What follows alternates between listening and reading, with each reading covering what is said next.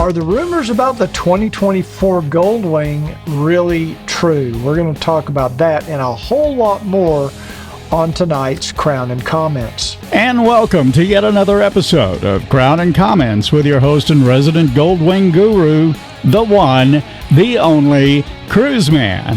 Brought to you by Cruiseman's Garage Honda Goldwing Maintenance Videos. Hey everybody, welcome back to Crown and Comments, October 2023. I'm your host, Cruiseman, and tonight I'm just going to apologize right up front. I'm going to let it all hang out. This is going to be Cruiseman Unplugged. I am not holding back tonight. I'm sorry. I've been restraining a lot of this for a long time. A lot of stuff's happened in the last week or so. Before I get into all of that, I want to first welcome you to Crown and Comments. If you're new to the show, let me tell you a little bit about what's going on here. Now, generally speaking, this is a motorcycle channel. I do have a 2018 Honda Goldwing. I tend to kind of orient the content towards the Goldwing a little bit, but I talk about motorcycles in general. Tonight, though, I may go off the rails. Now, I think I can tie it all back to motorcycles, so be patient with me. If you're impatient and you just want to talk about oil changes and what are the best tires for your motorcycle, you're in the wrong place, because tonight I've got some things I am literally going to be ranting about. Some of you have been wondering where my rants have been. So tonight we're going to talk about the Garmin XT2 GPS. We're going to talk about the 2024 Honda Goldwing, of course.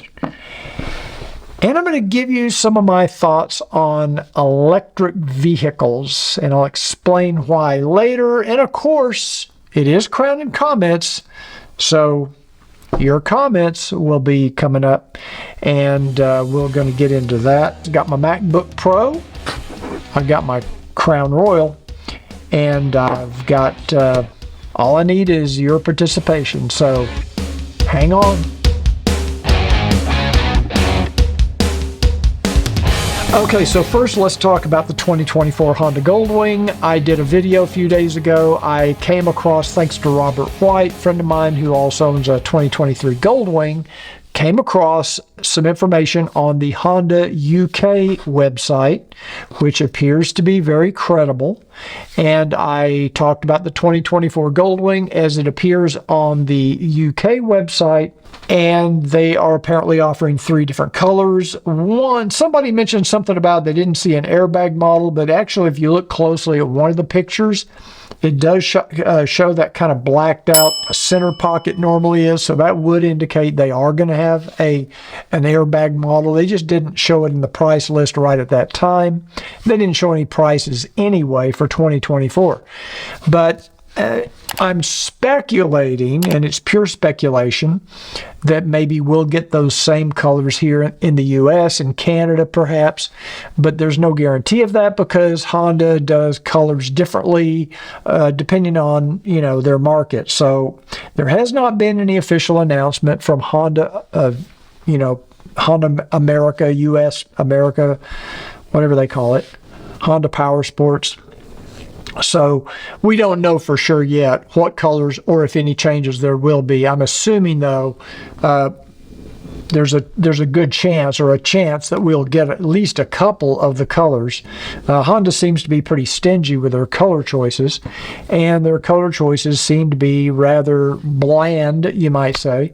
But I saw a couple things that were kind of interesting, but as I mentioned in that video, and I'll put a link to that video up in the corner of this video and in the description if you're interested and you want to go watch that video, because I go into the different color options of what they're showing on the UK website, and if you're interested, take a look at that. Now, hopefully, since I will be at EICMA 2023 next month as a guest of Show Chrome and Parts Europe, so for any of you out there that will be in Europe, in Milan, Italy, I think it's November 7th, or actually it's the 9th through 12th.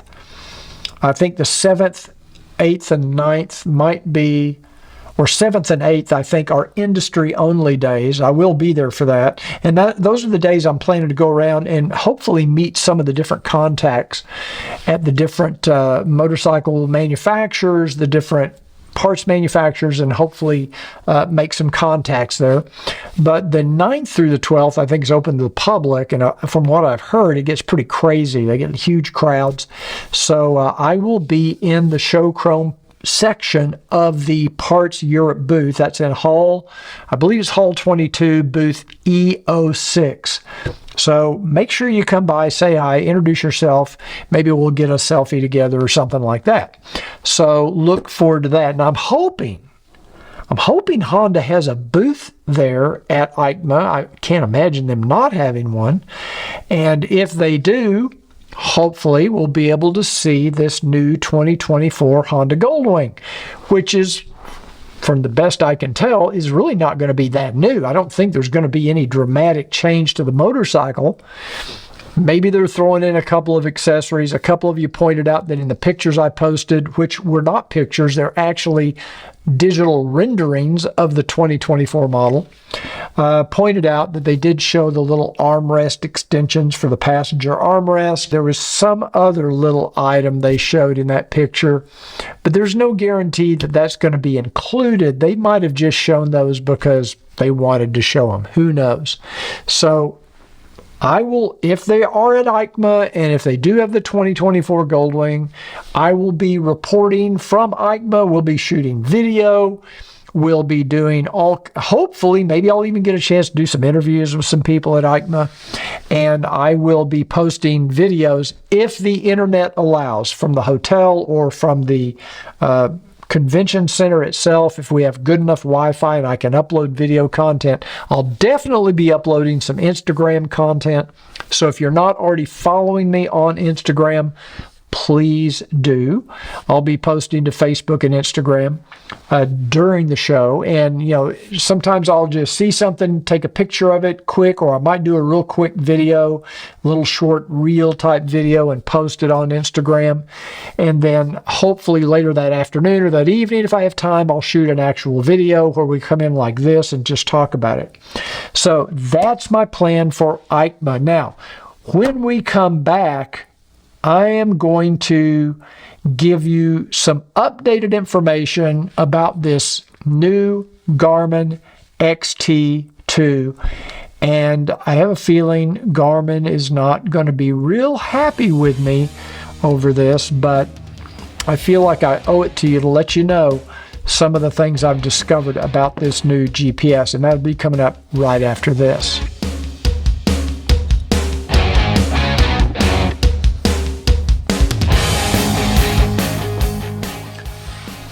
Welcome back to Crown and Comments, October 2023. I'm Cruiseman, and I promised you I was going to tell you a little bit of new information about this Garmin XT2. First of all, mechanically, it's very sound. I like the footprint. I like the form factor. I love the screen. I love the map display. All of that is fine. But what happened between the XT and the XT2 is they've completely changed the way you create routes on this machine. So let me just tell you what happened to me in the last couple of days. Robert White, who you've met, you probably are on his channel. If you're not, check out Robert White Photography. I'll put a link in the description to his channel. You should subscribe. He has some good content. He and I were planning to go for a ride. He lives in the area, and we had been talking about getting together on a weekend, maybe doing a little day ride, couple hours, 3 hours in this area.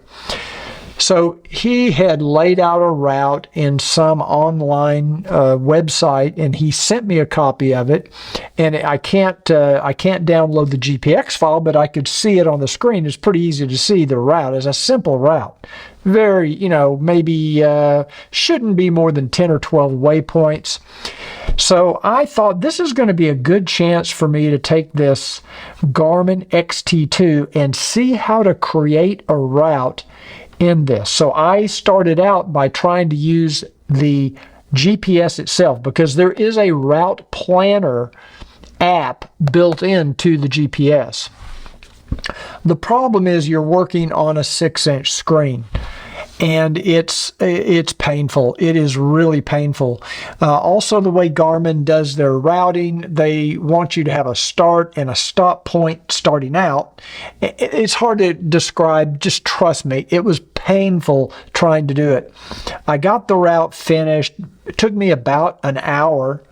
And then when it goes and it calculates the route, it completely screwed it up. It was not going where I wanted it to. I had like 8 or 9 waypoints in the route, and it completely somehow mysteriously recalculated everything. And it was just so frustrating trying to work on this little screen. So then I tried 2 or 3 other methods, and honestly, I did so many different things within a 2 or 3 hour period. I honestly can't remember what order I did them in. I was trying everything I could to figure out, how am I going to create a route? Now, let me take you back to the XT, the previous generation of this Garmin, which worked with Basecamp. Basecamp is an application, a standalone desktop application that you could install on your computer, your laptop, your home computer, PC. They had it for the PC, they had it for the Mac, and it is a pretty good mapping software. In fact, it has a lot of really cool features to it. A little clunky on the Mac. I think it probably worked better on the PC than it did on the Mac, but it did a good job. You could lay out your route, you could put in your waypoints, you could even put your start time, if you stop for gas, how much time you want to spend here, and it would let you know what time of day you were going to end up somewhere.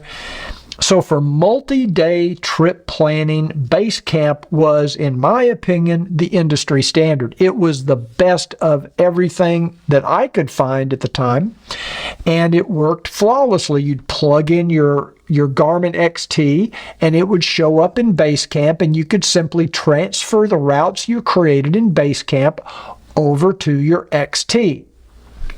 Okay, now we come up with the XT2. And a lot of you bought the XT2 that previously had the XT.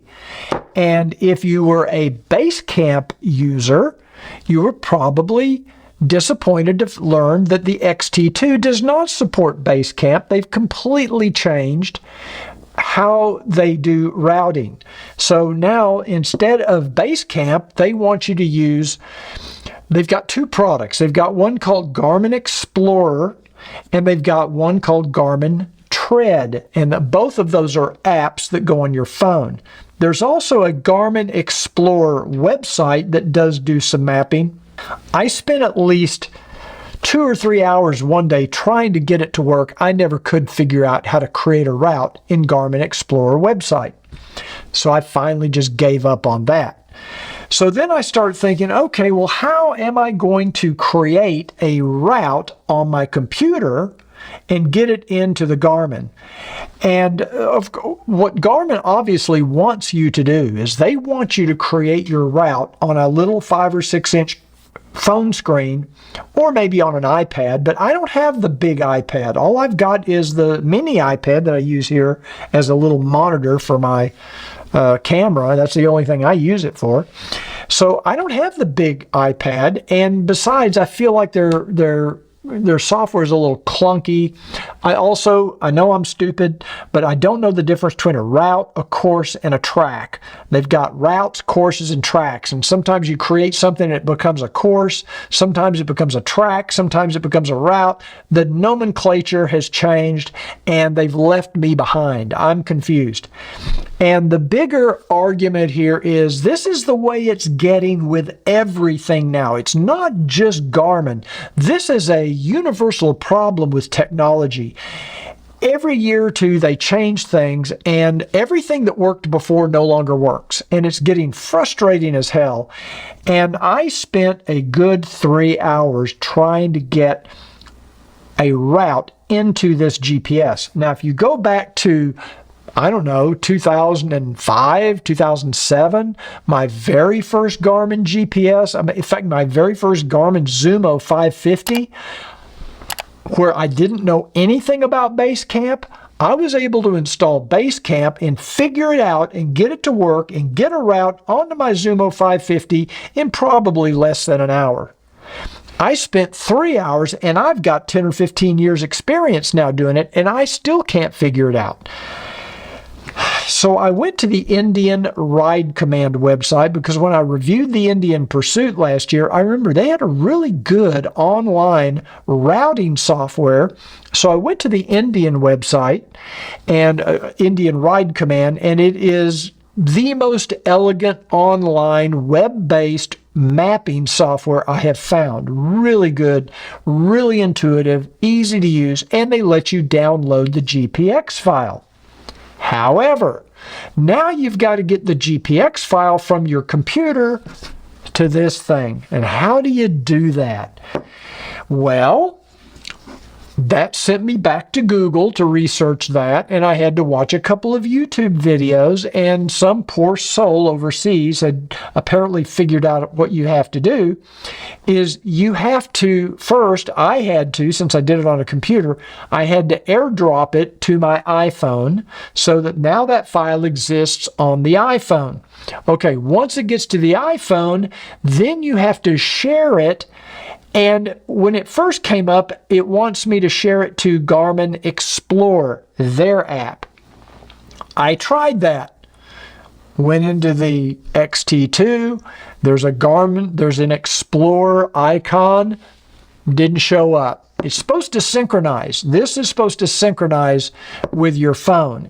Of course, you've got to have the phone paired to the Garmin for all this to work. So that took a few minutes to get done. So I know this is a long, boring story. I promise you there's a moral to this at the end. I think. Maybe not. I think this is the moral right here. And while I'm doing all of this, it's in the morning, so I don't have Crown to help me through it. So I airdrop it to my phone. I try to share it to Garmin Explorer. It won't sync up. I can't get it to show up. So then I watch this YouTube video, and he says, no, you have to use the Tread app, whatever the hell that is. So I get the Tread app, and I share it on my iPhone to the Tread app. And for some reason, when you share it to the Tread app, now it shows up on the XT2 under Explorer. Why it doesn't work with Garmin Explorer on the iPhone, I don't know. Doesn't matter. I'm just doing what I'm told. So I get the Tread app, and I come in here and I go Garmin Explorer. I do a sync, and it shows up. There's other steps I had to go through. I can't even remember all the steps I had to go through to get this to work, but it finally did come in. And then I got some weird message about my vehicle. I tried to run that route to see it on the screen, to see the map that I'd created. And it said something about my vehicle configuration does not allow it to work with this route. I don't know what the hell that means. I looked everywhere in settings. I don't see anything called vehicle configuration. So now I'm completely confused. Basically, what it boils down to is the GPX file that comes out of the Indian website is not compatible with the Garmin unless you go into a text editor and strip out a bunch of the XML, because a GPX file is not like an industry standard XML file. They're all different. So Garmin has a different format for its GPX file than Indian or Harley or anybody else. Okay. So I'm going back to Basecamp because I know if I go into Basecamp and I create a route, I can export the GPX file. And I'm pretty sure that GPX file is going to be compatible with the Garmin GPS. The problem is when I plug the Garmin GPS in, Basecamp doesn't recognize it. So what I have to do is create my route in Basecamp with all my waypoints, which works fine, and then export that GPX file to the desktop. Okay, now that I've got it on the desktop, how do I get it to the XT2? I airdrop it to my phone, again using airdrop, gets it on the phone. I then share it to Tread on my... See how simple this is? See how wonderful Garmin has made my life? I share the Tread app, and then I think, if I remember all the steps correctly, and I'm going to try to make a video on this after I figure out and replicate how this works. I'll make a video to show you how to do all this. And then I was able to get it to show up on the XT2. Now, will it work? I don't know. Robert and I are going for a ride tomorrow on this ride, and I'm going to try it.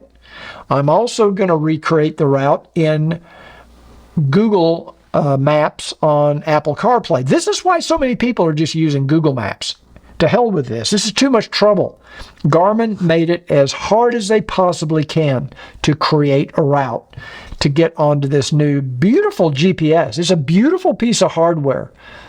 But their software guys, why would I want to work on a screen this size when I've got a 27-inch monitor sitting on my desk?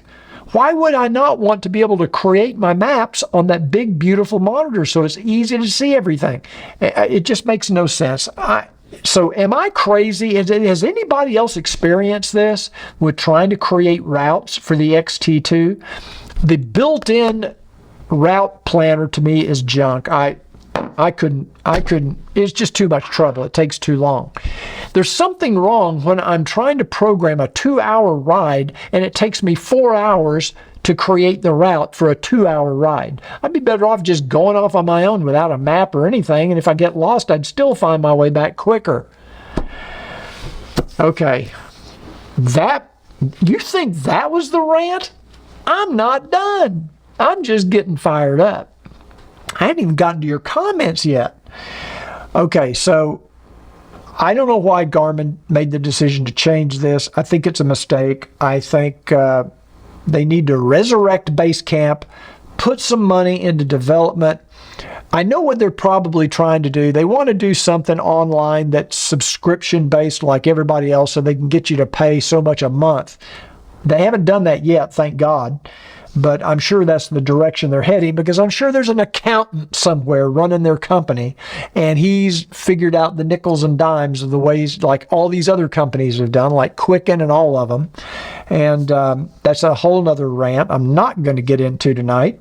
Somebody suggested the other day that I have a podcast where I talk about all of these rants and all of these, whenever I get into politics and stuff like that, they said, why don't you just have a podcast? But I would, but nobody would watch it or listen to it. I mean, would you want to listen to a podcast of me talk for 45 minutes or an hour about this kind of crap?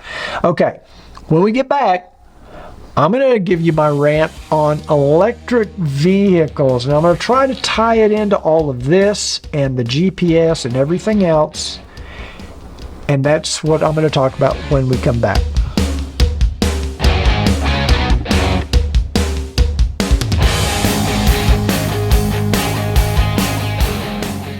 Hey everybody, welcome back to Cruiseman's Rant. It's actually Crown and Comments, October 2023, but tonight it's basically my rant. Now, I've talked about the Garmin. What does that have to do with electric vehicles? I am against this whole idea of electrification and we're going to go all electric and we're all going to have zero carbon and it's going to be zero emissions by 2035, and this is what all the politicians tell us and all the experts, and it's all BS. It's, in my opinion, and this is my show. It's my opinion. That's what you're here to listen to. That's all BS. I get emails and messages from you guys asking about the Goldwing. When's it going to be an electric Goldwing? When are we going to have an all-electric Goldwing? Well, given what the technology is right now, never. Unless you want a touring bike that will go 75 miles and then you get off for 2 hours and charge it again, you're not going to ever have an electric Goldwing. Just live with that. Now, I'm not saying that all these government regulations and these emission standards, it might mean the end of the Goldwing, because they may not be able to meet the emission standards that they keep piling on year after year. But The notion of an electric Goldwing it's not in the cards right now. The technology doesn't exist. The battery technology doesn't exist. And honestly, electric cars themselves are kind of a fantasy. Only 65% of the people that have bought an electric vehicle in the U.S. returned and bought another electric vehicle. 35% are going back to ICE or internal combustion engines. So why? And I suspect the people, the 65% that are buying electric vehicles a second time, it's not their primary form of transportation. I'm not saying everybody. I know there's some of you out there that love your Tesla. I get that. I get that you love it, and you're there, man. You're in the system. You love this thing. You're part of that belief, and you think you're saving the planet. That's fine. If you want to believe that, you can believe anything you want to believe. I personally think it's all BS. You're not saving anything, because where does the electricity come from? Well, in our country, the majority of it comes from natural gas and coal. So you're not changing the carbon footprint. You're just changing your carbon footprint, and you're really not even doing that. So it's like when the politicians get up and brag about, in the United States or in the UK, we've reduced our carbon footprint. And what they mean is they've imposed so many regulations on manufacturers, they've forced the manufacturers to open factories in India and China. All they've done is move the carbon footprint to those countries, along with all the jobs and the money that go with it. So now we don't have those manufacturing jobs, we don't have that income, and those companies don't operate in a country that has pretty good history when it comes to the environment. Now they're operating in countries that have no regulations and no restrictions on how much crap they can put into the air. Good job, politicians, and those of you who voted for them. So this whole notion of net carbon zero, it's a fantasy that's never going to happen. There's not enough windmills. They can't build enough windmills to create all the electricity. And even if they build the windmills to create the electricity, they don't have enough batteries to store all that electricity, because it all has to be stored somewhere. It's not like on-demand energy like it is with oil and natural gas and coal. But see, everybody in this country has been indoctrinated. We have I remember when they started talking about this back in the 80s. I remember it very clearly. Because I've got a pretty good bullshit detector built in. It's just a gift. You're welcome. I have this bullshit detector. When I hear bullshit, I know it's bullshit. Okay? I can sense it pretty quick. I sensed it with the pandemic, and I sensed it in the 80s when I heard Al Gore get up and say, the debate is over, all the scientists agree, global warming is a bad thing, and we're the cause of it, and we've got to make... I knew it was maybe if he hadn't been on the board of directors of all these windmill and electric manufacturing companies, maybe he'd have a little credibility. But it was all self-serving. It was all BS. And there is no consensus, by the way. And even if there was a consensus of scientists, a consensus is not science. Just because you get 80% of the people to agree to something, that's not science. That's just a consensus. Science is evidence. It's proof. It's laboratory evidence where you show cause and result. There's no science to that. And so now the whole term of science has been corrupted to the point that I don't trust anything they say. I didn't trust anything they said about the pandemic. I didn't trust anything they said about masks. I didn't trust anything. Once they told me that this thing started in a wet market that just miraculously happened to be, coincidentally, 2.5 miles from the largest weapons, chemical weapons lab in that big country. I can't mention the name because I'm afraid YouTube will flag it. I knew it was, the BS detector went off. I'm going, wait a minute. There's too much coincidence. There's 74 million square miles on Earth, and you're telling me that this the wet market, which is basically nobody knows what a wet market is in the United States. It's basically a meat market. It's a seafood market, okay? Forget the term wet market. They love to throw out terms that nobody understands. It's a friggin' meat market. And they're saying that it came from a bat and it did this and it did that. And yeah, right. And 2 miles away, you've got a lab that's working on coronavirus. That's what they study? Oh, I have to edit that out. They're working on, well, I'll edit it out and bleep it. You'll know what I'm talking about. So, and that's the world we live in now. What does that have to do with this? One of the reasons I don't want an electric vehicle, let's get back to that, okay? Is because it's going to be like this. My iPhone's shooting video over here, so I can't use it as an example. Every year, this changes. I spend half of my day every day just trying to get shit to work. That's where I spend my time. I'm not being productive. I'm spending my time, how do I get this to work like the old Garmin worked? I can't, because they've changed everything, because they love to change things. They also like to change the names of things to make it even more confusing. So I don't even know, when I go to try to get support online, I'm trying to Google it, I don't even know what to Google, because I don't know what the hell it's called. What do you call this problem I'm having? They've got a name for it, and I don't know what the name is. And they change the names every year.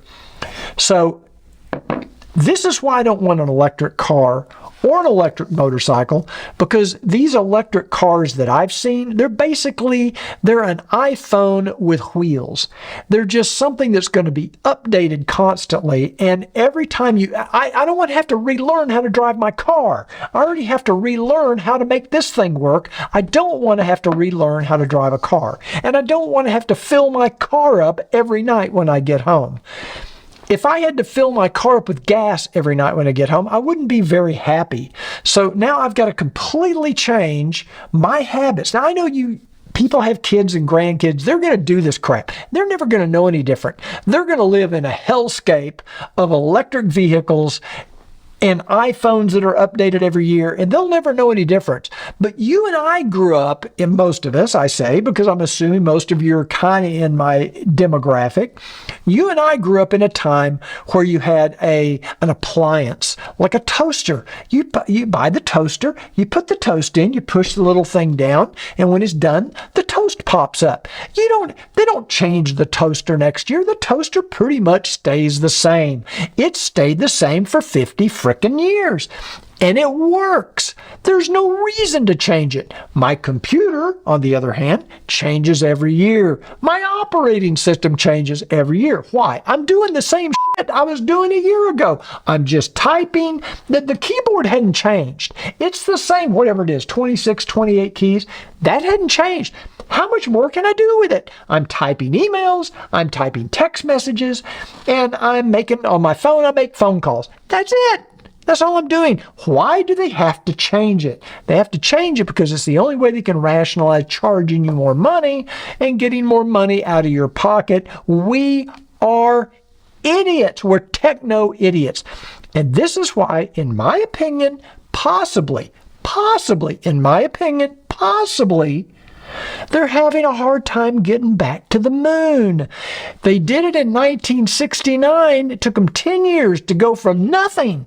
They'd never fired off a frickin' rocket, and they went to the moon in 10 years. You know why? Because they used a slide rule, and the slide rule never got an upgrade in 10 years. It was the same slide rule in 1969 that it was in 1961. They weren't having to deal with OS changes, and when the OS changes, all your software has to be upgraded. So my guess is all these guys working on these space programs, they're like me. They're spending all day long just trying to figure out how to get shit to work. They're not actually getting anything productive done. Why would it? They've been working on this for 15 years trying to get back to the moon. What's taking so long? They did it in 1969 with a slide rule. The computer in your phone has more computing power than it did on the Lunar Excursion module back in 1969. Am I crazy? Am I the only one that they should be able to go back to the moon in 2 years? Forget 15. And there's no telling, and they're talking about going to Mars? Are you insane? You can't even get to the frickin' moon.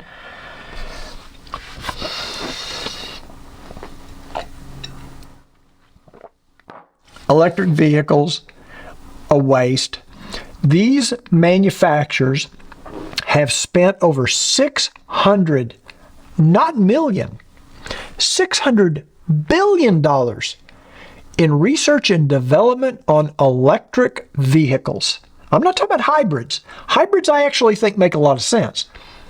But on fully electric, plug-in electric vehicles, they've spent over $600 billion. Tesla's already having to start lowering their prices. I think they've lowered them, 6 times in the last couple of years because people aren't buying them anymore. People have wised up. The true believers and the early adopters, they've run through them. And now you're down to the people like me that say, wait a minute, I don't want to have to fill up my car. Everybody has to have their own gas station now. You have to come home at night and you have to remember, oh, did I plug the car in? Did I get it charged? And what happens when I go to work? Do I have a place at work to charge it? And what about all those people that live in apartments? What about them? Are you supposed to drag an extension cord out your window? Because the apartment complex isn't going to pay for 1,000 charging stations unless you pay for it. And they never talk about the charging stations. And the charging stations are all different. They all have different apps. You have to sign up for an app. You have to give a credit card. You have to, and if you've got this app, it doesn't work at this charging station. So you have to have 2 or 3 different apps.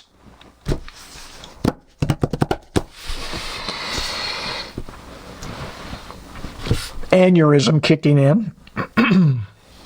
So that's my EV rant. Almost. That's not quite all of it. I'm just not excited about having to change. I don't want to have to relearn how to drive a car. I rented a Prius one time, and this is just a hybrid. I rented a Prius one time. I sat in the parking lot for 10 minutes trying to figure out how the hell do I make the thing go? What do I do? What do I press? What do I have to do to make this thing go? It's all day. I'm tired of having to relearn everything. I've got a 2020 Lexus. I still to this day, after 3 years, after 3 years, I still don't know how to program the radio. I have to go get the owner's manual every time I need to program a preset radio station. I have to go get the owner's manual to figure out how to do it. Same thing on the Goldwing. The Goldwing is no piece of... I have to go back and watch my video because when I did the video a few years ago on how to program the AM/FM presets, I had to sit down with the manual and then make the video. Well, now I've forgotten. So when I change out my battery or do something, I have to go back and watch my video on how to do it. This happened to me the other day with Apple CarPlay. I couldn't get CarPlay to work on my Goldwing. What's wrong with it? Why is it not working? Is it my iPhone? Is it the Goldwing? Is there a problem? I went back and I searched YouTube, Honda Goldwing and Apple CarPlay. And I found this incredible video that I had forgotten about from this guy named Cruiseman. He did a video 3 or 4 years ago on how to get CarPlay to work. I forgot I even did the thing. I watched the video. I was pretty damn smart. I knew what to do.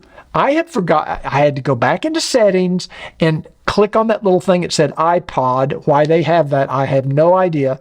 iPod, and switch it over to CarPlay. That's what the problem was. I tried for weeks to get CarPlay to work on my Goldwing. Couldn't remember because I didn't remember. I can't remember all this crap. Okay, I'm old. I can't remember all these things. They keep changing and all this technology.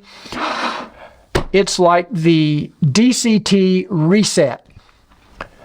NNDND, NNDND, is it DDE, NDN, NNDND? Do I have to hit this button first? Do I have to hit the mill lamp? I got to do this. What the hell is Honda thinking? Put it in the frickin' menu. Reset DCT.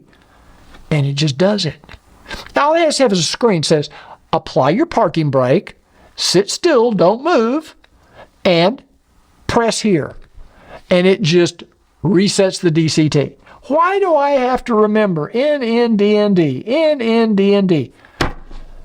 It's 2023, for God's sake. Are they just trying to make it hard?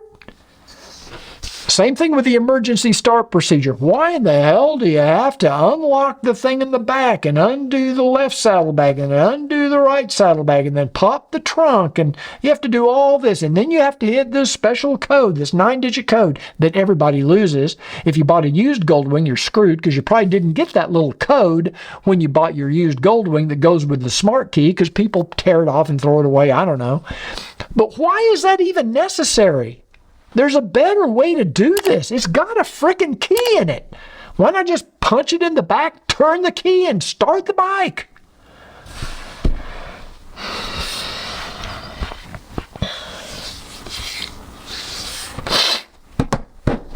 Okay. Now, before I break and get to your comments, I promise this is either going to go down in history as the worst Crown comments or the best. I'm not sure which, but you can tell I'm fired up. I'm already halfway through my Crown, which is helping, by the way. If I don't vent to you, who the hell am I going to vent to? Ricky's tired of hearing this crap. She's been hearing this for 20 years. Okay, real quick, October promotion. I'm going to self-promote here just a little bit about my maintenance video series because we had an October promotion. I screwed it up terribly. I didn't enter the promotion dates correctly, and a lot of you tried to order the videos, and the promo code wasn't working. It's working now. It's been working for the last week. A lot of you went back in and placed your orders. Thank you. October promotion. Use the promo code October when you order your maintenance videos. You'll save 20% off the retail price. And if you'll email me your receipt from Vimeo, I'll put all this information in the description, by the way. Email me your receipt from Vimeo. That shows me how much you paid and when you purchased, and I will send you a link to a website where you can redeem that for a free Shadow Wing or Shadow Bagger coffee mug. Now, if you're not familiar with what Shadow Wing and Shadow Bagger is, it's basically just a design that I came up with for the Go. I don't have it on right now. I have my Ride Safe t-shirt on. Basically, I have t-shirts, caps, coffee mugs, and a couple other things that have this really cool, kind of mysterious looking, I call it the Shadow Wing because it's kind of a dark gray on a black background. It's very subtle. It's not in your face. I also have another one that's red, white, and blue. It's kind of cool. I'm waiting on mine to come in. But that's what it is. I'll also put a link to my merchandise store because all of that stuff's available on there, but you can get a free Shadow Wing or Shadow Bagger coffee mug if you order your videos in the month of October. Only a few days left. I've only got a few of the mugs left, so I would advise you to get your order in as soon as possible. Thank you for those of you who have placed your orders.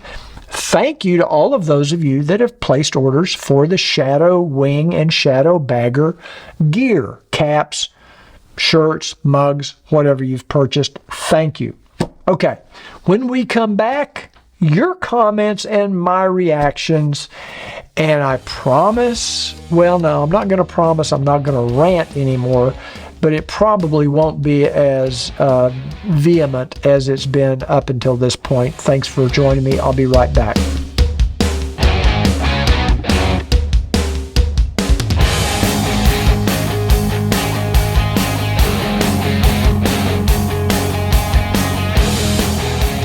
Okay, welcome back to Crown and Comments, October 2023. Now it's time for me to read through some of the comments that you guys have posted, and ladies, not just guys. When I say guys, I kind of mean it non-gender specific. It could be a lady, a man, it doesn't matter to me. You're all guys to me. So I'm going to read some of your comments and then I'll react or answer your questions if it is a question. Okay, this is from Guy Vandervoort. Hello, I want to ask, is it really necessary to change the air filter at 24,000 kilometers? Some say drive it double, D-U-B-B-L-E. I guess he means double the miles. Guy, assuming your first name is Guy, I would not recommend going over 25,000 kilometers before you change the air filter. The air filter is where the air comes into your intake system. That's where dirt enters your oil. And dirt entering the oil creates friction, it creates heat, and it could be abrasive. So I highly recommend that you change your air filter according to Honda's recommendations. The minor exception to that would be if you change your oil more frequently. You're going to notice as your air filter gets dirtier and dirtier, number one, your performance of your motorcycle is going to decrease because you've blocked the air, you're restricting the airflow to the engine, to the intake, and your air oil is probably going to be dirtier more frequently. So honestly, I recommend you do it. My videos show you how to do an air cleaner replacement. It is time consuming, but not that difficult. The first time you do it, you'll swear to God you'll never do it again. But after you've done it one time, you'll realize the second time you do it, it takes about half as long, because once you get over the fear of doing it, it's really not that bad. You'll probably get to where you could do it in a couple hours.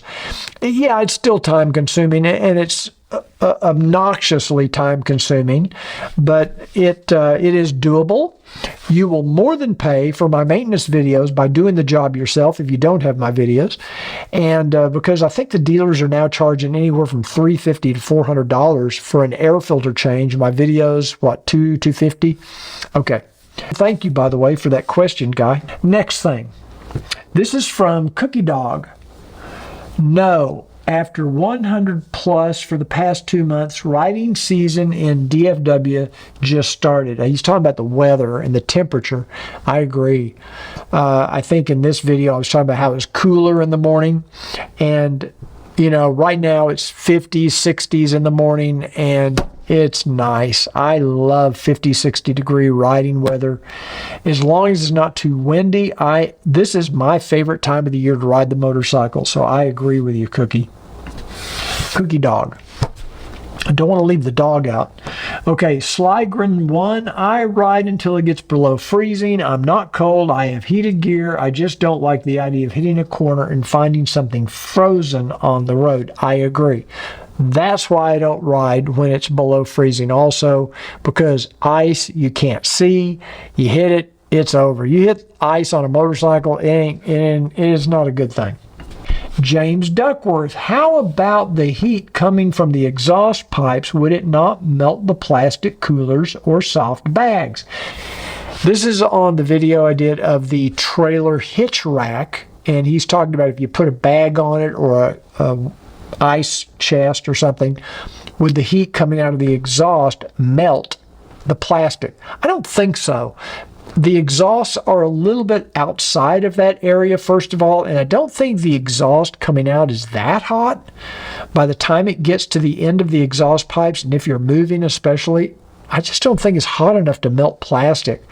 I could run a test on that. I could get some thin plastic and hold it behind the exhaust pipe. I just doubt it'd melt it. Now, it might get dirty.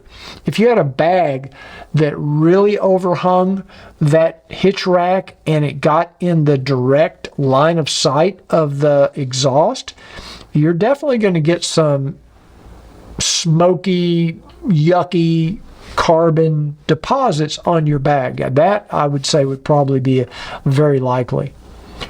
But I doubt that it's going to melt anything. Lugruff said, they're clearly... Oh, he's talking about my brake free, where I said something about there's no way to really see it or tell if it's on or off. In other words, if you have the brake free on your helmet like I do, and you reach behind to turn it on, there's no way to tell if it's on. There's no audible signal. There's no real way. And he's saying basically, you look in your rearview mirror, you hold your hand up there, and if you see the red light, that's a good tip. That's good. I hadn't thought of that. Simple solution to a non-problem. Thank you, Legruff.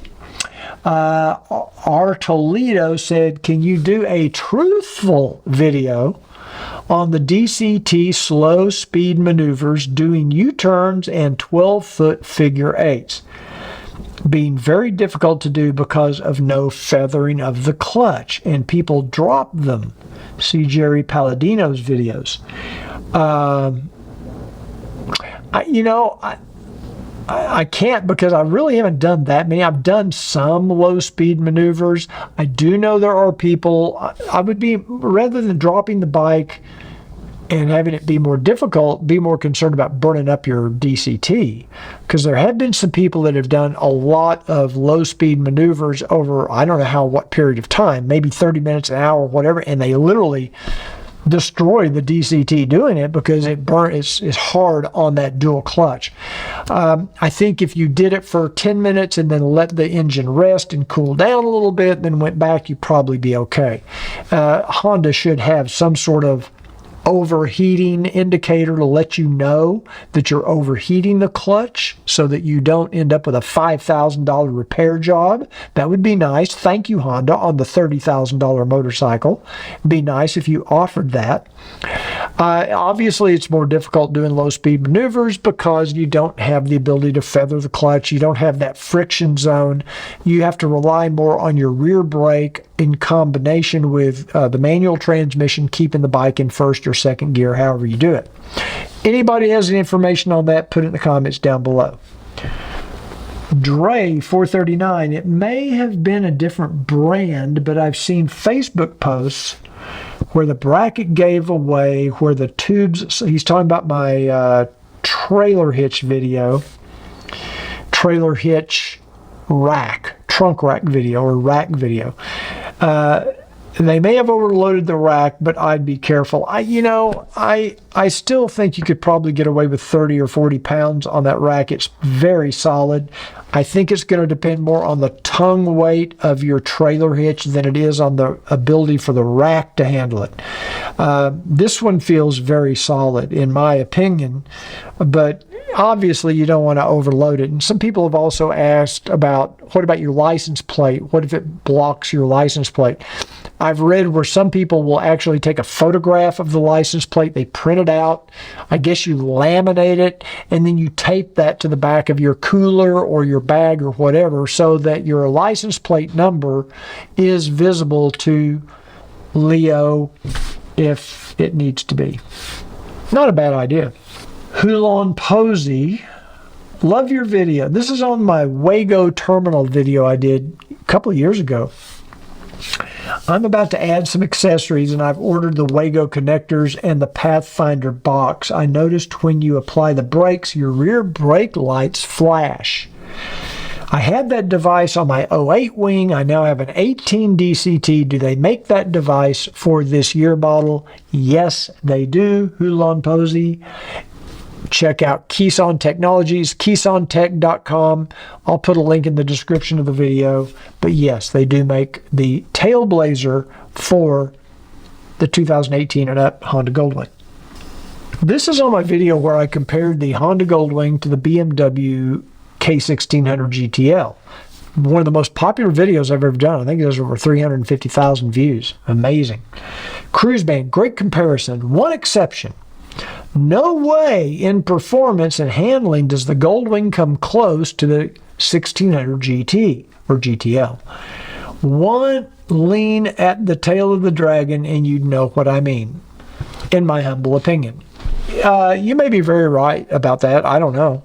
I think a lot of that is going to depend on the rider. I think if you put a really good rider on a Goldwing, he can smoke somebody on a case. He could smoke me on a K1600 GTL. You put a really good rider on a KGTL against me on a Goldwing, he's going to smoke me. But you may be right. It's very possible that the BMW is a better handling, higher performance motorcycle. It's possible, sure. Gary Branson, my 2022 Goldwing emergency codes didn't come with the bike when I purchased it. Remember, I talked about this a minute ago. He bought it from a private seller. I went to 3 different Honda dealers to see if I could purchase the 2 codes. Each dealer told me they couldn't be duplicated. I wrote Honda corporate. They were helpful. They required a photocopy of the owner's papers along with a copy of my driver's license, and after a few days, they sent him the codes. Good to know that. It's good to know that you're able to get that worked out. And for those of you, I've get a lot of messages from people that buy used Goldwings and they didn't get their codes with their key. You can always add another smart key and program it. And when you buy a smart key, it comes with a new code that you can use. As long as you're using that smart key, you can use that code. So that's another option. Okay. Sky Kitty, I don't know how to read all this. I'm falling asleep, but you're cool, dude. Okay, well, hey, I wish I could find something to put me to sleep at night, because I'm having a hard time with insomnia right now. So you're welcome. 340 Captain, last one. This is the last comment. All of these little things from Max make perfect sense. Now, this is the video I did on all the little goodies I got from Traction. And he said, I also changed the seat bolts with integrated shoulders on it. Okay, I agree. Max has some good little devices. I should be hopefully getting the new tip over protection stuff in here soon to review. So keep an eye out for that. This is a very long video. If you've hung in this long, I really do appreciate it. Thank you for sticking with me. Don't forget, if you liked this video, that's all the comments, by the way. I'm done. I'm almost done with the crown, too. I haven't eaten today either, so I'm doing this on an empty stomach. You're welcome. Thanks for joining me. If you liked the video, give it a thumbs up. That is enormously important. Also put comments down below. They look at comments too, and the thumbs up is a big thing with YouTube. Thanks for joining me, and until next time, remember what I always say, ride often, but ride safe.